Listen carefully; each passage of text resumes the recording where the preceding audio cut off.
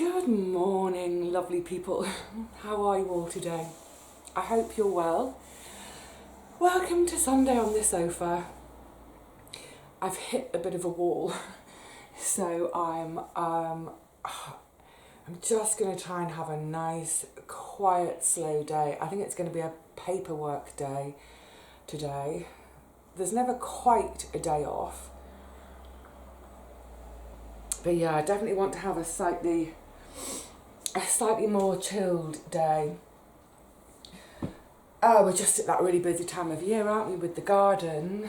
As I sit here chatting to you, I'm just surrounded by all these seedlings. It's so lovely. It's just wonderful to see these little plants beginning to grow.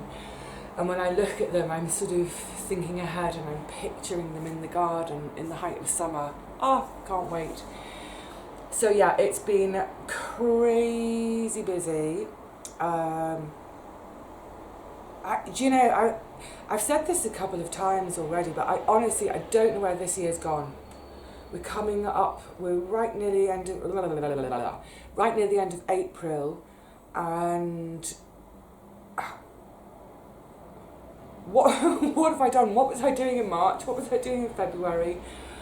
Anyway, it's that busy time in the garden, isn't it? And it's not agreeing with my knees. So, on that subject, I'm gonna share with you now.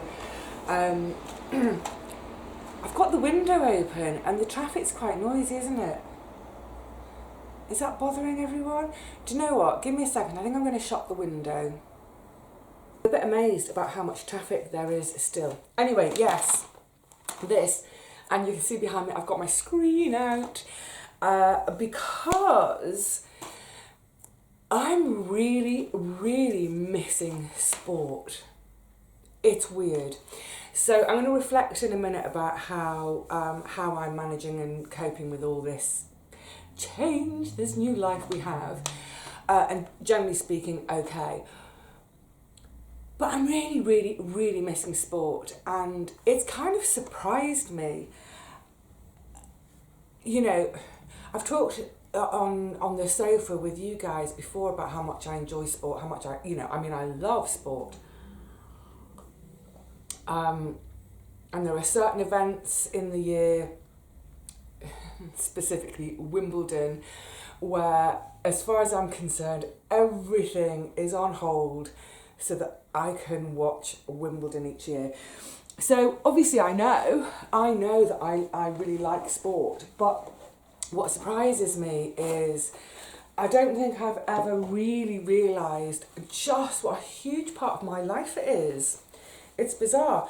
You know, so much of the time these sporting events are on, I'll pop it on the radio whilst I'm doing something. I rarely sit to watch sport apart from Wimbledon. But yeah, pretty much all the time when the radio is on, I'm listening to sport whilst doing something else. Recently, I've retuned the radio away from Radio 5 Live and the sports channels. I'm now on Radio 4. I haven't listened to Radio 4 for a long time.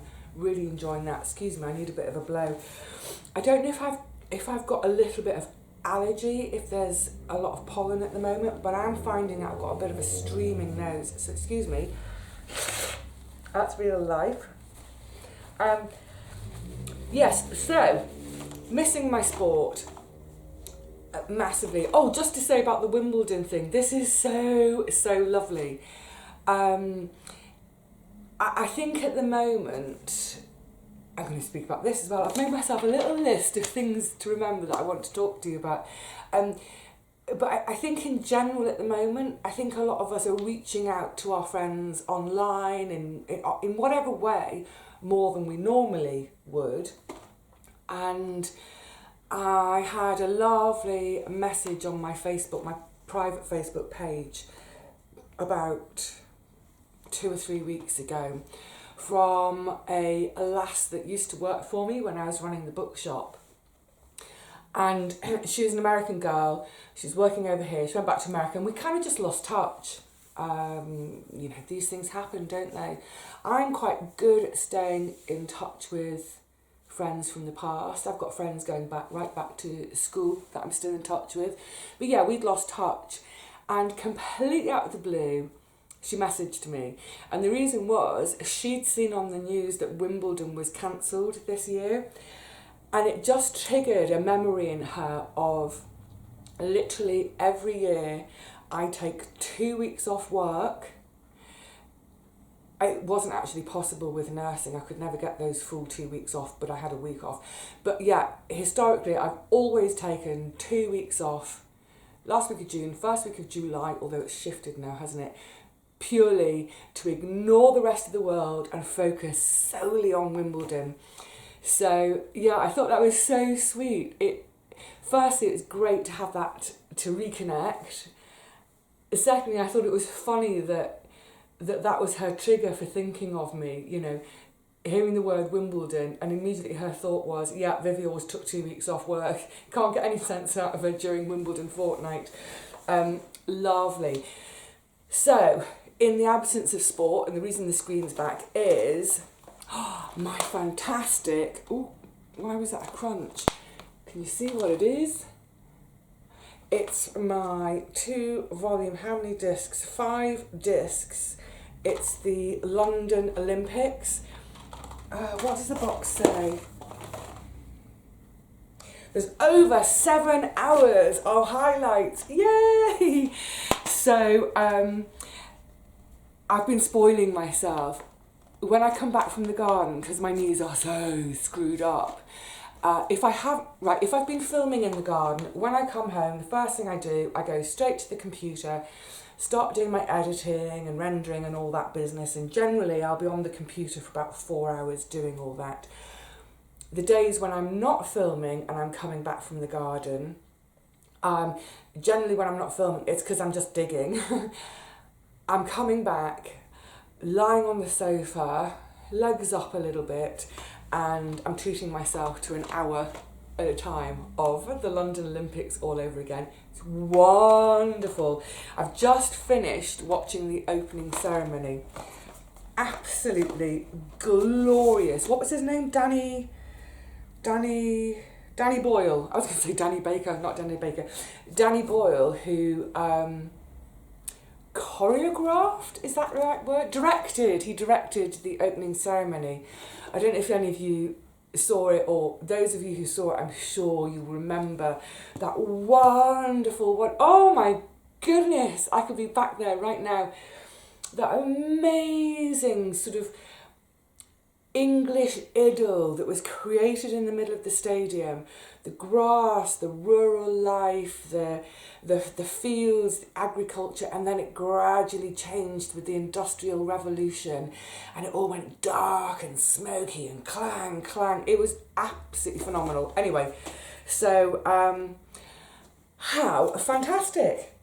And what's great is I don't often sit to watch anything. I'm not really someone who will sit and watch a film.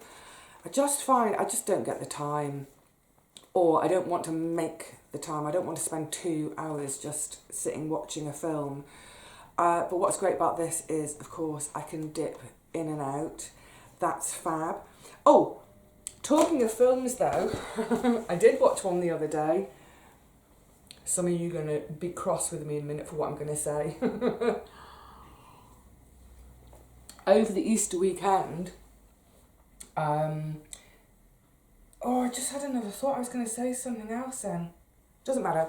Over the Easter weekend, I saw that they were showing on each night the 4 different Indiana Jones films.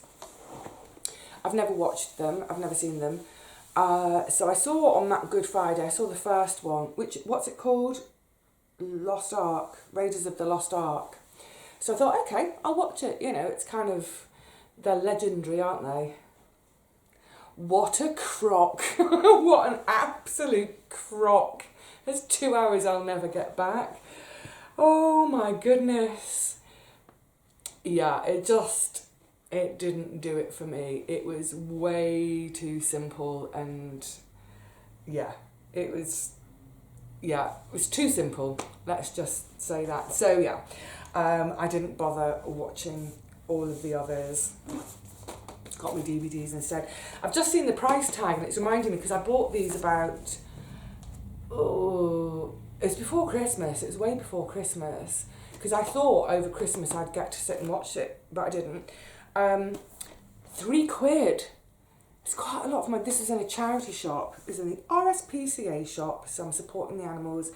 And I saw it and I thought, oh, brilliant! Took it off the shelf, saw the £3 and I thought, oh no, I'm not paying £3. That's way too much. Put it back. I kept thinking about it over the next couple of weeks or so. And then I thought, do you know what? £3. It's not a lot to pay for a wonderful, wonderful walk down memory lane. So I went back thinking, please, I hope you've still got it. And they did. So I bought it. So I'm happy. So yeah, it's you know, obviously it's a funny old time, isn't it? And I think, generally speaking, I think I'm managing really perfectly well. I've mentioned before, I'm missing hugs. I'm a really physical person. But for the most part, for the rest of it, for me, life hasn't really changed much, you know. I work from home on my own. I live at home on my own. So none of that's changed. I go to the garden. That hasn't changed either. I see my friends in the garden. That's not changed. Obviously, the only difference is I can't hug them now, which is frustrating beyond frustrating. I was saying to someone the other day, God help the first person I hug when this is all over. I'm probably going to hug the air out of them. I'll probably asphyxiate them with my hug. Oh. But yeah, so life for me hasn't changed particularly that much. I feel busier than ever. At the moment, the sewing is completely on the back burner, and I'm really sorry, because I know there are a few of you who have particular bunting requests, and I'm going to try to get on it. I'm going to double check with you. I'll do all the makes anyway, but there's one specific one that's a really long one for you, Carrie. I'm going to just double check with you at some point when I get on it that you still want it, because I'll completely understand if you don't, because you might not be able to even get to your garden. But anyway, yeah, the sewing's gone completely on the back burner, because I'm finding that my day is divided in two. I'm either shopping and running around, or I'm in the garden. But hopefully, I really need to get back on with the sewing. I need an income apart from anything else. Ooh. So yeah, and I was thinking about that and thinking about how I'm seeing this on Facebook all the time. People are saying, oh, you know, they're so bored, they've got nothing to do. I'm thinking, oh my goodness. But of course, this is people who would normally go out to work, who are now at home, and if it's people who can't work from home.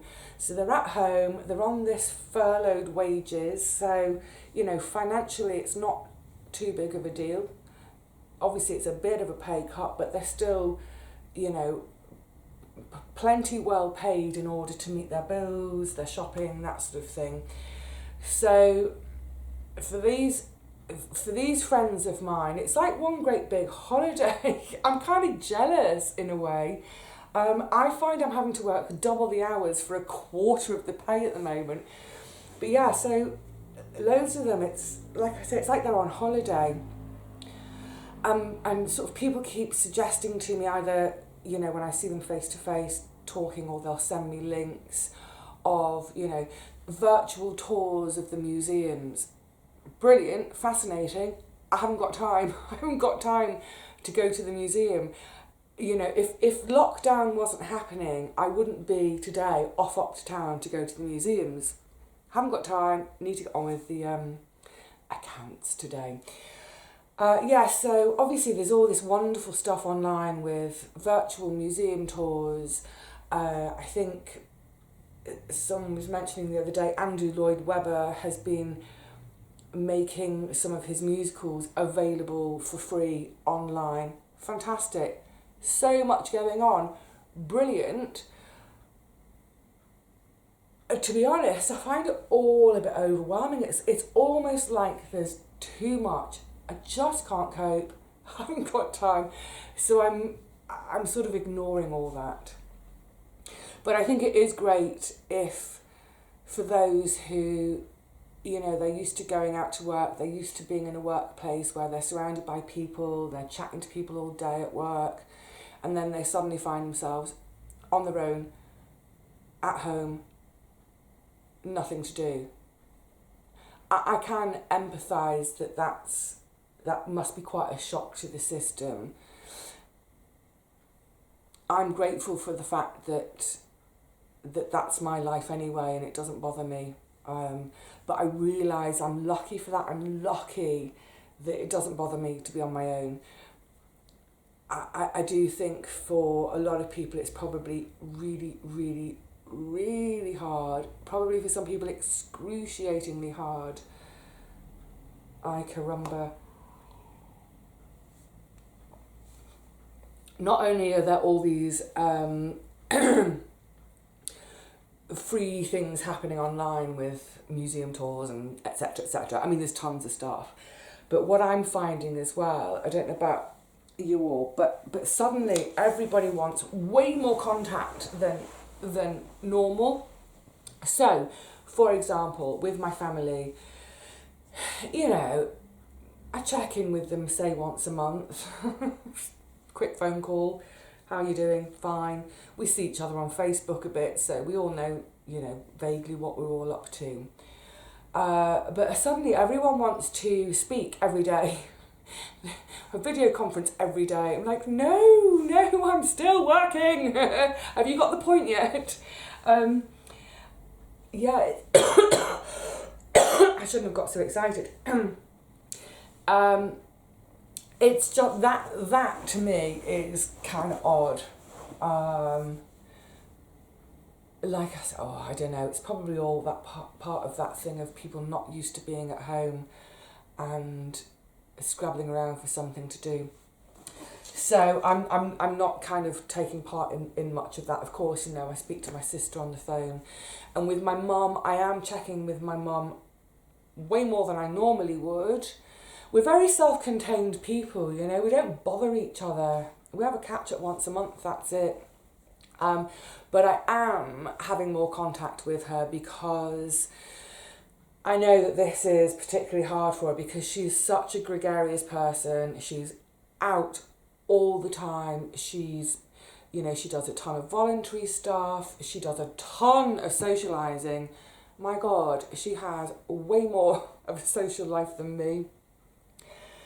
She has one of these freedom bus passes, so quite often at the weekend she'll take herself right up to, say, Lytham St Anne's, which, for any of you outside of the UK, that's on the Lancashire coast. My mum lives in Lancashire.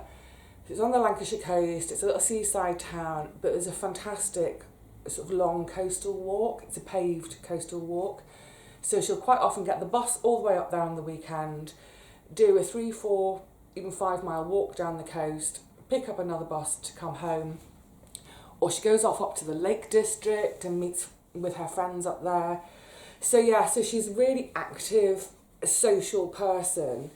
And,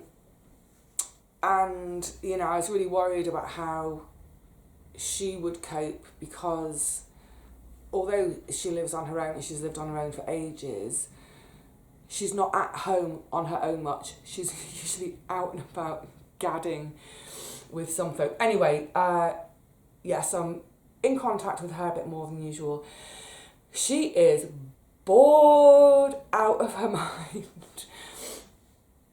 Obviously she moved, it's about 2 years ago that she moved into her new place with a nice big garden, big enough to play with, but not too big that it's not manageable for her. So at least she's got that, but even with that, she's like, how much deadheading can you do at this time of year? There's no deadheading to do. The vegetable patch is like mine. It's quite heavy clay and it's kind of gone to concrete and she cannot get it dug. She had planned to have someone come in to do that for her, but of course they can't now because of social distancing. So she's trying to think her way around it and maybe do some container growing this year, what have you. Anyway, she's fine, but just needing a bit more contact. Yeah, she's grand. So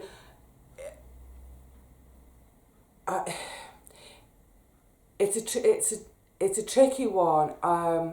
I do want to see friends and be with friends, but I am finding that it's just sort of like a handful of friends that I'm spending the video time with, just because invariably once I start chatting with my friends it goes on for hours and hours. So for instance, last week I caught up with Richard and Paul via video chat. They've been doing a regular Wednesday night pub quiz via their Facebook group, and I hadn't been able to join. I think I was doing something to do with the video. So we said, hey, let's have a chat over the weekend. I think it was about 7:30 or so we started chatting. It's so funny. By 10:30, the two of them were like, yawning. I had to send them off to go to bed. That was me wide awake. I'm so wide awake at night. But yeah, it's great. It's really lovely. It will do for now. It is nowhere near as good as seeing them face to face. I really, really miss seeing them. It's crazy. You know, to think we started as sort of online friends, and by this time last year we still hadn't met in person, but literally that first day we met and got a bit drunk together on pink champagne for my birthday outside my shed. Well, you know what, I totally love those boys, and we clicked straight away, and since then we've sort of physically face to face seen each other, I would say at least once a month. So yeah, really missing them. Really missing you boys. Thank goodness we can do our little video chats. Oh, unfolding these. Yes, so what else did I want to talk about? Oh yes, so this is the other theme, this strand that I keep seeing on my Facebook feed. Keep an eye on time, I don't want to be going on one too long today. Yeah. And it's something I'm definitely not partaking in. People sort of using this time to become geniuses, to become perfect. So what am I talking about? I'm talking about all these people who are declaring, I'm going to write my novel during lockdown. I'm going to learn watercolour painting during lockdown. I'm going to become the most amazing bread baker during lockdown. Seriously guys, take the pressure off yourselves. Look, if you're going to try a new hobby, that's fantastic. That's brilliant. If you're going to pick up an old hobby that you haven't had a chance to do for ages, brilliant. But let's all not put any extra pressure on ourselves of trying to be perfect, trying to outdo someone else's effort, like this sort of, you know, I don't know, competitive novel writing or competitive watercolouring. I think we all just need to take a bit of a chill pill. Like I say, it's great, you know, if you have got that sort of time on your hands, have a go at something new, but honestly don't put the pressure on yourself to become accomplished at anything. If you have a go and you think, oh, I'm not very good at this, I don't really like it, fine, ditch it. Yeah, it is an odd time, and I think we're all still adjusting to it. And as each day goes by, it sort of feels more and more normal. So that actually I think coming out of this time, that's what's going to not feel normal. So yeah, during this time, like I said, I think we are still adjusting, we are still dealing with all sorts of emotions, and I think the last thing any of us need to do is to, like I say, put that pressure on ourselves to be suddenly perfect at something. Or, you know, try something new and expect results in 2 or 3 weeks. You know, I've been sewing for years and years and years, and I certainly wouldn't expect to become an accomplished sewer in the space of 2 or 3 weeks. Of course not. So if you do have a go at something and it cocks up, you mess it up, whatever, give yourself a break. Be kind to yourself. I'm just wondering if any of you have started a completely new hobby during this time. So for instance, the Great British Sewing Bee is back on telly. I love the Great British Sewing Bee. I nearly strangled myself by not breathing.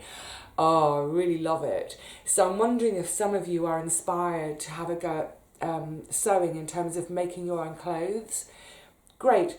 Have fun with it. Experiment, but please, please, please don't be disappointed if the first garment you make doesn't fit. It gapes here, it bags there, it's weird here. It takes time and practice. But yeah, give it a go. Give it a go, but don't be too hard on yourselves. Right, is there anything else I was wanting to talk about today? Not particularly. Oh yeah, there was one more thing. My knee issue. So, for ages, someone's been nagging me about cutting out tomatoes and the nightshade family from my diet. So tomatoes, aubergines, potatoes, etc. Saying if I cut them out, it would make my knees better. So at the beginning of February, I decided, here's the irony, I'm surrounded by tomato plants. Yeah, but anyway, at the beginning of February, I decided to try going without tomatoes for a while, and all the others. I don't actually eat aubergines because I don't grow them. Spuds I had gotten, I think by then I'd used up the last of my stored spuds anyway. So I've had February, March, the best part of April, 3 months without any of the nightshade family, and it hasn't made a jot of difference. Not a jot. So I think, you see, here's an interesting thought. If it had made a difference, I know some people are going to now be saying to me, 3 months isn't long enough, you need to leave it longer. I might carry on until the end of May without that group of foods, but I found it really difficult to cut tomatoes out of my diet. Really difficult because A, I love them, and B, they are the basis for so many of the dishes I make and that I like. Now, I think if it had made a massive difference, if I was walking more easily, and actually, bear in mind, I mean, they're really sore at the moment because of all the digging I've been doing in the garden, but that's only been the last 2 weeks. So all through sort of February and March, when I was hardly doing any gardening at all, mostly I was just sitting at home doing sewing or that sort of thing. If it had made a big difference in terms of I noticed dramatic reduction in the pain, then maybe I would stick with it. However, it hasn't, so I ain't gonna. I like my tomatoes too much. And I've got 100 and odd tomato plants here. I know I could give them all away, but so yes, been there, done it, tried it, no real difference. The vitamin D, though, I think is beginning to make a difference. So it has been, it's been 10 weeks now that I've taken a twice weekly bolus of the high dose of vitamin D. I'm also, alongside in conjunction, I'm on vitamin K, vitamin B6 and magnesium. And I definitely, my skin has got better. I don't know if you can make out, but here, I mean, it felt like my face was falling off. It was horrible. So my skin it feels better or looks better. My energy, I definitely feel my energy is coming up. I'm still exhausted by the end of every day, and days like today when I think I just can't face doing anything hard work, but definitely I feel the energy's come up. And the biggest difference, absolutely without doubt the biggest difference, it may be partly because it's so beautiful outside and I am a total summer girl, but my mood. I was so horribly depressed all through November, December, January, and it's one of the reasons I went to the doctor back at the beginning of February. I've had moments in my life where I felt really low, but I could normally get myself out of that. This time I couldn't. I didn't mention anything at the time. I didn't want to bring everyone down, but I was really, really struggling. It was horrible. I've never ever experienced depression like it. Vile, and it's going to make me weepy just to think back on it, but I'm not going to. But what I'm really, really, really happy to report today is that I still get the occasional sort of down in the dumps day, but that's usually because there's a specific trigger for it. Yeah, usually there's a specific trigger. What was going on before Christmas and into January, there was no specific trigger, but I mean, I was just on the floor sobbing a lot of the time. So, thank you, vitamin D. What an amazing vitamin it is. You know, when you read a lot of papers about it, a lot of people talk about vitamin D as being more like a hormone, the way it acts on the body. Yeah, in my experience, massively so. So it's one of those things, listen, after lockdown, if you're not feeling right, go and get your vitamin D levels checked out.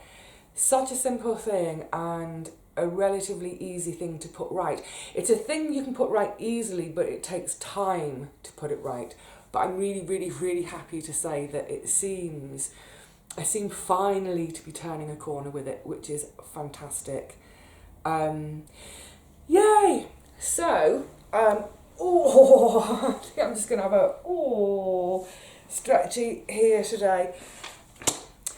Just a little quick catch up with you from the sofa today, because ain't no way I'm doing no digging today. I will find other fun things to do today. So it's time for me to say cheerio to you all. Thanks for coming and hanging out with me for a little while today. It's always lovely when you're all sitting in the living room with me and we're all just chatting. I do imagine that. I do visualise it. I sort of see random folk, all of you sitting around here, just hanging with me. How glorious, how wonderful. Thank you. So, yes, cheerio for now. Next time I see you, we'll be in the garden again. What's next? Oh, yes! Can't wait. The next thing I'm going to sow will be my carrots. Oh, and also just to say, thank you so much. I've had a ton of messages. I couldn't speak then. My battery. Yes, I've had a ton of messages from new gardeners this year who've been saying thank you so much for the frequency of the videos. I know I've been putting out slightly more frequently than normal, but they're saying thank you, they're watching, and it's a really good way for they're basically gardening along with me. So the minute I've put a video out, they watch it and go, okay, time to put the spuds in. Then I do the onion video. Time to do the onions. Put the onions in. Anyway, so the next thing is going to be the carrots. I'm going to do something, I was going to say slightly different with them this year. I'm going to do something really quite different with them this year. And I cannot wait to show you. But you're going to have to wait. So, that'll be in a few days' time. Until then, please look after yourselves, stay well, take up a new hobby, but don't expect it to be perfect straight away. Do whatever it takes. to get yourself through this weird time. Until I see you in the garden, bye for now.